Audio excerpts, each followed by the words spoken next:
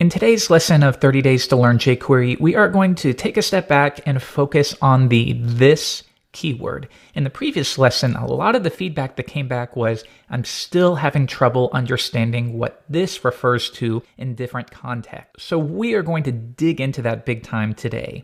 So don't worry, it's not going to be nearly as in-depth as the previous lesson. We'll take a little bit of a break today. Okay, so what we have here is a simple anchor tag. Now we're going to figure out in different contexts what this will refer to. So within script tags, to begin, we are simply going to console.log this. What does this refer to when it is not inside any function?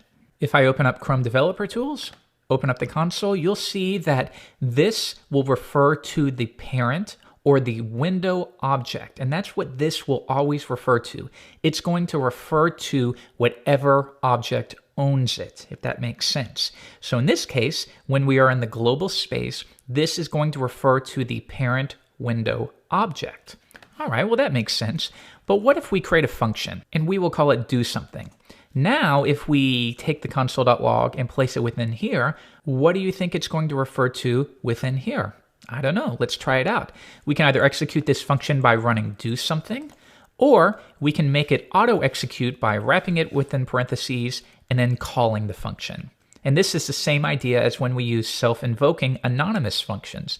The only difference is rather than giving it a name, we are using an anonymous function. Same idea. But now the function will execute immediately. Refresh the page, and once again, this, even within that function, is still referring to the parent object. Now, if I step back a few clicks, what if now we check for this when the anchor tag is clicked? And we know how to do that now. We know how to grab the anchor and say, when this anchor is clicked, then execute a function. So when it's clicked, execute do something.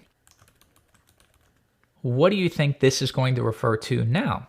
Well, before we figure that out, let's just watch what happens when we execute do something. It may not be what you expect. I'm going to reload the page and click on it, and it takes us to that link. And this is an important distinction to make. The anchor tag has a default action, and that action is when it is clicked, it should redirect to whatever is stored within the href attribute. So what happens though when you want it to be clicked, but you want to cancel that default action? You want to say, nope, don't link to it, I'm going to do something else. And this is something you'll do quite a bit in your JavaScript applications.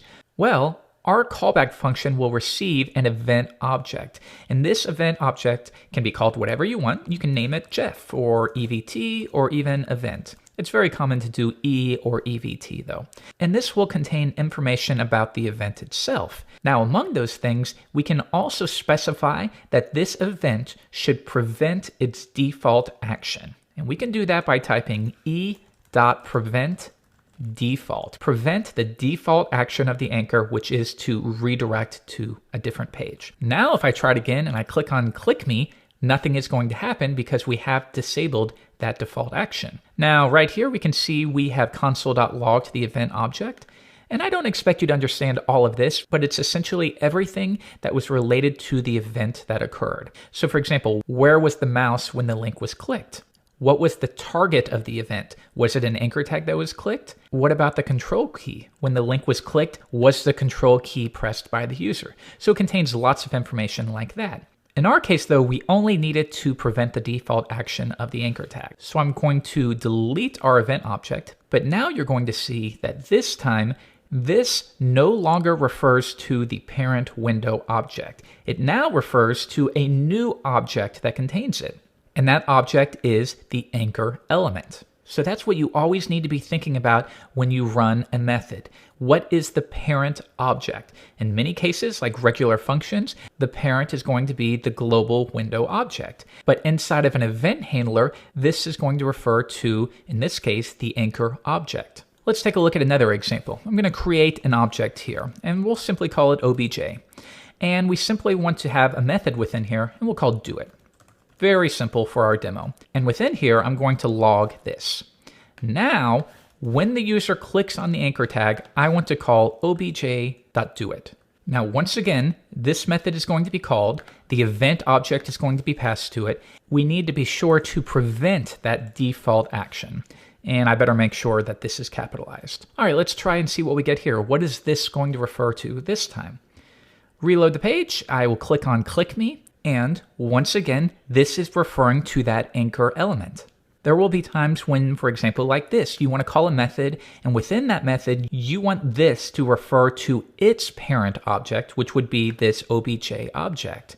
So a couple ways to handle this. One of them, we could pass an anonymous function, and then we could call the method, obj.doIt. And this time, when we call that method, this will no longer refer to the anchor element, it's going to refer to the obj object. And that means because this doIt method is no longer related to the anchor, it's not going to receive an event object, and we can copy e.preventDefault and place it here. And it's important to note that you can place e.preventDefault at the bottom or at the top. It doesn't really matter, though it's most common to place it at the bottom. All right, so now that we have updated our code, let's see what this refers to now. Reload, I will click on the link, and now this is referring to the obj object that we created. So definitely this can take a little bit of time to wrap your head around, but now it still gets a little bit more complicated. What if when you do call the doIt method from here, you still want this to refer to the anchor element? Well, in that case, we want to call the method, and we went over this briefly in the previous lesson. We're going to call the doIt method, and we want to specify what should represent this. I can simply pass this because we know within this callback function, this refers to the anchor that was clicked. So now we are calling the doIt method, and we're saying from inside that doIt method, this should refer to the anchor that was clicked. And then if you have any variables that you need to pass through, for example, if you want to pass through the event object or anything else, you would do that as the next parameters. Okay, so now let's try it and see what happens. Refresh, click me, and once again, within the doIt method, this is referring to that anchor element. Now, in addition to the call method, there is also a method you'll see called apply. And the only difference between those two is how you pass the variables. With apply, you're going to pass an array that contains the variables that you want doIt to receive. However, with call, you can simply pass a comma-separated list of your variables. Now, which one you use will really depend on the project. In this case, call will work just fine. Now, jQuery offers another way to specify what this is via jQuery.proxy. So let's see how that one would work. I'll comment this code out for you. And then once again, we get the anchor element, wrap it in jQuery. We listen for when it's clicked. And when it is, we call obj.doIt. Get the obj object and call the doIt method on it. Now, as we know, within this method, this is going to refer to the anchor that was clicked.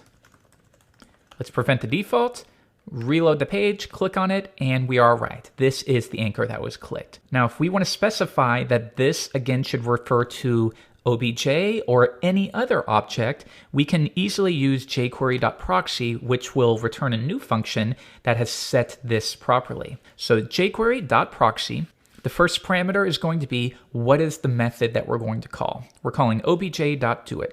I'll add a couple spaces here. And as a second parameter of jQuery.proxy, we need to specify what will be treated as this. Or within the method, when you wrap this in jQuery, what is that going to refer to? And in this case, we want it to refer to obj. Or in your case, it could be something different, whatever needs to be equal to the this keyword. So in this case, when doIt is called, we want to make sure that within this function, this refers to obj. Now let's try it one more time. Click on it, and once again, this is referring to that object. So you have lots of different ways. You can call the method manually. You could use the call or apply methods, and those are JavaScript based. Those have nothing to do with jQuery. They simply work in vanilla JavaScript. Or we can take advantage of jQuery.proxy to state exactly what should be treated as this. So hopefully that clears up some of the confusion around the this keyword.